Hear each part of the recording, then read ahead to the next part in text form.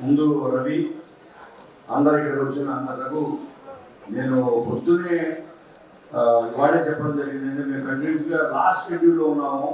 ఇది August 10 release చేయాలన్న target తోటి నేను తెలంగాణ వచ్చిన అందరికీ everybody thank you so much. And మెయిన్గా నేను ఈ సాంగ్ చూస్తున్నప్పుడు నాకు ఒక ఫుల్ఫిల్మెంట్ వచ్చింది. అంటే ఒక తృప్తి. సాంగ్ చూస్తున్నది చెప్పు పనులు తీసేమా పైన కోనాంబెట్ ప్రజెంట్స్ తీసేసి కోనాంబెట్ ప్రౌడ్లీ ప్రజెంట్స్ అంటాము. Next event Shekhar proudly presents అని ప్రౌడ్ విజయ్ మేము ఫస్ట్ రికార్డ్ చేసిన సాంగ్ కూడా ఇదే. దీంట్లో ఒరియా పిల్ల అన్న పదంతో మనం ఈ పాట చేద్దాం అని చెప్పింది నేను ఈ మధ్యన ఏ వచ్చిన తర్వాత నాకు పరిచయం చేశాడు రవి. తర్వాత ఏదో నేను రోజు ఒక ఉద్యోగం చేసి ఇది పంపిస్తుండేవాడిని విజయ్కి. అవన్నీ భరిస్తూ అవన్నీ సహిస్తూ అల్టిమేట్గా ఆడన్నింటిలోంచి ఆ కార్పొరేషన్లోంచి పక్కన పెట్టి తర్వాత అద్భుతమైన ట్యూన్ చేశాడు. బట్ ఒరియా పిల్లలు మాత్రం అలాగే ఉంది. దేనికంటే ఇది నేను నమ్మేది ఏంటంటే భాస్కర్ పడేందులో ఒక మంచి పదం రాశాడు. అదృష్టం ఇంట్లో చెంచాడు ఉండాలని దేనికన్నా.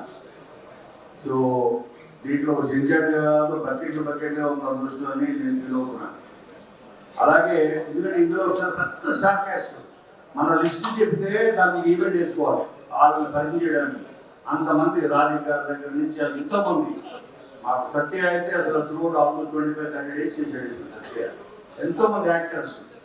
సో ఇంతమంది యాక్టర్స్ని మేము ఇలా మా చాకో చెప్పినట్టు 1.5 year ఇది జర్నీ.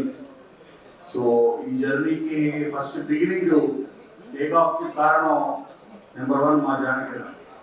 తను ఒక ఐడియా తీసుకొచ్చి సార్ ఐడియా నేను విన్న వెంటనే సో థ్రిల్డ్ ఇది మనం డెవలప్ చేయాలి 100% అని బాగున్నందు. సో వాళ్ళని తీసుకొచ్చి ఇలాగా ఇది ఒక అద్భుతమైన కట్టడం.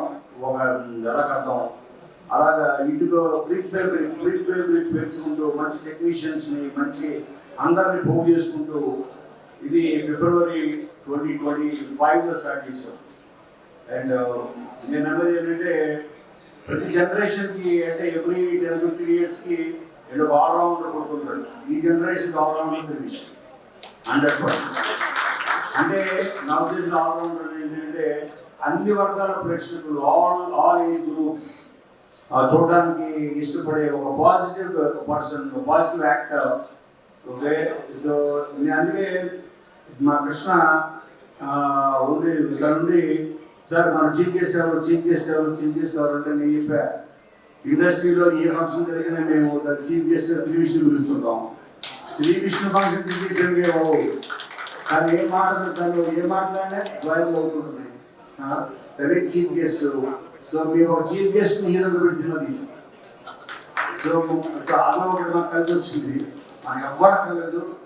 మన సినిమా మన కంటెంట్ అన్నిటిని మించి మన హీరో జనాలు తీసుకెళ్తాడు ఈ సినిమాని. మనం చూపించే కంటెంట్ ఆడియన్స్ సోక్ లవర్. ఇవాళ నేను సాంగ్ ప్లే అవుతున్నాడు చాలా మంది చూశాను. చివరికి వచ్చేటప్పటికి అందరి కళల్లో ఏది ఫీల్ అయ్యానో అదే సాటిస్ఫాక్షన్. ఒక మంచి ఉద్యోగం అవ్వచ్చు, లిరిక్ అవ్వచ్చు, ప్రతిదీ వాళ్ళకి డైరెక్ట్గా చేరిందని నేను నమ్ముతున్నాను. ఈవెన్ రైట్ నౌ ఈ లైవ్ చూస్తున్న ఎంతోమంది ఫ్యామిలీస్కి అక్రాస్ ఈవెన్ యూఎస్లో ఉన్న వాళ్ళు చాలా మంది చూస్తారు. నన్ను అడిగారు లింక్. అప్పుడు నాకు అర్థమైంది విష్ణుకి ఆల్ ఓవర్ ద వరల్డ్ ఇంతమంది ఫ్యాన్స్ ఉన్నారు, ఎస్పెషల్లీ ఫ్యామిలీస్. సో తన కామెడీ ఇష్టపడతారు, తన బాడీ లాంగ్వేజ్, తన ప్రజెన్స్, స్క్రీన్ ప్రజెన్స్ని చాలా మంది ఇష్టపడతారు. Because like is simple, is humble. Okay. So అటువంటి యాక్టర్స్ మన ఇండస్ట్రీ అవసరం. ఇవాళ చాలా మంది చెప్తున్నారు, చాలా మంది ఫ్యాన్స్ వాళ్ళ హీరోతో అప్సెట్. ఎందుకంటే ఏంటన్నా 2-3 years సినిమా అని. అటువంటిది ఇండస్ట్రీని అట్లీస్ట్ ఇయర్కి ఒక 3 films అయినా మినిమం టార్గెట్ పెట్టుకుని ఇండస్ట్రీ ఒక రకంగా చెప్పాలంటే ఇండస్ట్రీ సర్వైవల్కి ఇద్దరు టెక్నీషియన్స్కి వర్కర్స్కి వాళ్ళకి జాబ్ ఇస్తూ సర్వైవల్ కారణం ఓన్లీ శ్రీకృష్ణ. అలాగే ఒకప్పుడు ఆ ముందు జనరేషన్లో రవితేజ్ ఉండేవాడు. సో తను కంటిన్యూస్గా ఒక స్టోరీ విన్నాడా జడ్జ్మెంట్ తీసుకోవడం వెంటనే షూటింగ్ స్టార్ట్ చేయడం, అది రిలీజ్ చేయాలో ఇంకో 2 వీక్స్ రెడీగా ఉండేది.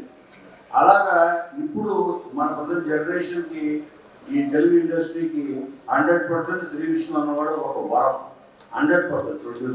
అండ్ అలాగే తను చాలామంది న్యూ టాలెంట్ని న్యూ డైరెక్టర్స్ని తను ఎంకరేజ్ చేయడంలో, తను వాళ్ళ టాలెంట్ని గుర్తించడంలో సో తను ఈజ్ టాలెంటెడ్ అని చెప్పాలి. అలాగే కామ్రేడ్ కళ్యాణ్ మన సినిమా ఇది కూడా హిలేరియస్ ఎంటర్టైనర్. నేను అప్పుడే అన్నాడు ఒక కాన్సెప్ట్ సినిమాలో చెప్తుంది ఏంటిది